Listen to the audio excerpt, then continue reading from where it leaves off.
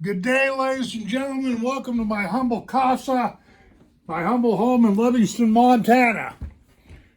Okay, I'm hoping with this video I can make some sense, but more than likely that's a pipe dream. Okay, now listen up. For the last couple of months, I've been working on an idea, a project, if you will.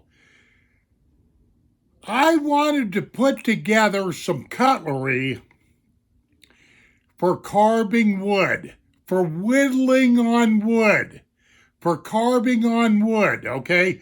And that is why, for you folks that follow my channel, you've seen me doing sporadically here and there reviews on certain pieces of cutlery and folding knives and EDCs and all this other stuff.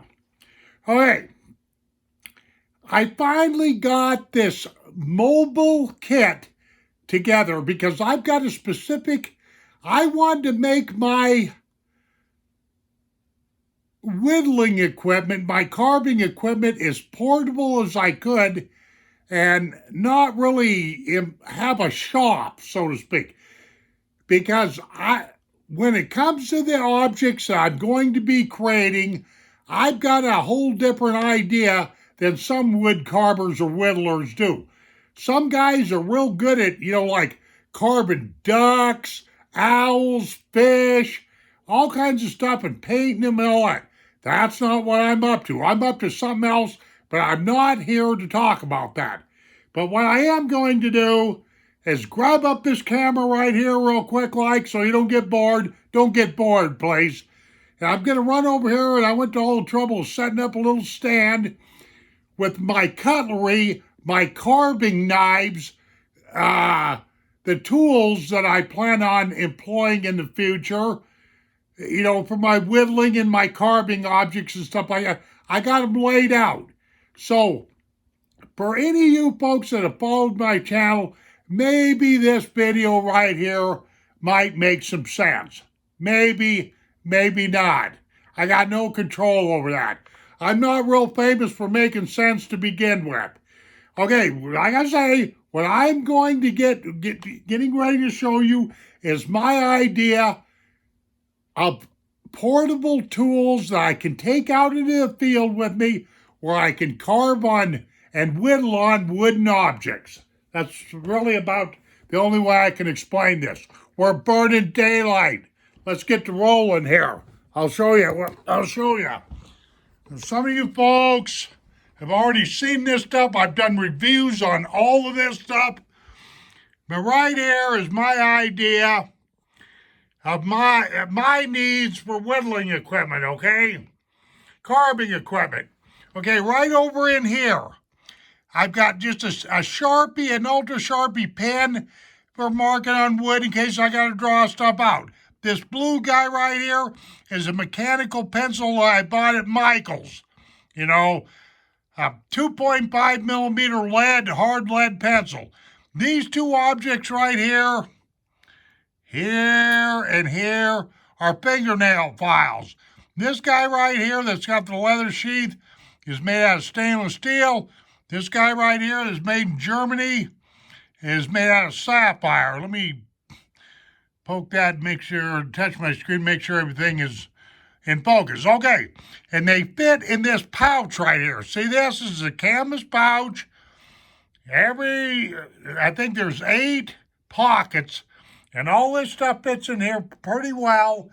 The only thing that doesn't fit in here, I had one sharpening stone that I could not get to fit in here. Okay, going down the line here, this is Columbia Rubber Knives and Tool Rip Snort. This is one of my mainstay knives, if you will, for cutting heavier stuff. You may disagree with my choices here. That's fine. Make your own, make up your own choice. Or whatever, if you're into this kind of stuff. My second cutting tool I have lined up here is an R2D2. It's an Ontario Rat 2 folding everyday carrier knife. Everyday carry knife. I've already done a YouTube video on that. This right here is an old timer 240T. It's their splintering, carving, whittling jackknife, okay? Very inexpensive jackknife. Already did a review video on that. This right here is an off-grid Fat Boy, a blackout version. That's another one of my cutting tools. This right here is a diamond stone. It's softer on one side and harder on the other. It's made by a company called Bone Tack. It folds all up, and it does fit in one of them pockets, of course. Right here is extra blades for this guy right here, and extra utility blades. And this right here is a Gerber EAB, exchange of blade. It's just a very handy tool, if you will, that holds these, utility blades. You guys know what I'm talking about, The only thing about this is you got to make sure you get the thick enough blades that'll fit this just right. I already did a review on that. And this back here, this guy, is my saw. This is called a Pocket Boy. It's a very, very sharp saw. I carry it in my survival pack. It'll whack limbs up to probably, 2.5, 3 inches in diameter. And there's the case that it comes in. But there is my idea, ladies and gentlemen, of a portable wood whittling or carving, let me get this in focus, cutlery set. Now, if you got different ideas, or if you're saying to yourself, well, I wouldn't have done it that way, Jim. I wouldn't have picked this knife. I wouldn't have done Well, good. Do things your own way, because I guarantee you, I'm the kind of guy that definitely does things my own way.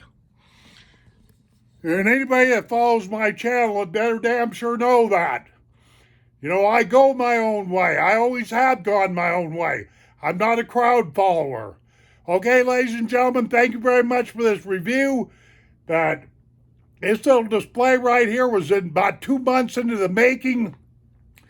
That's about how much research I had into all these different knives.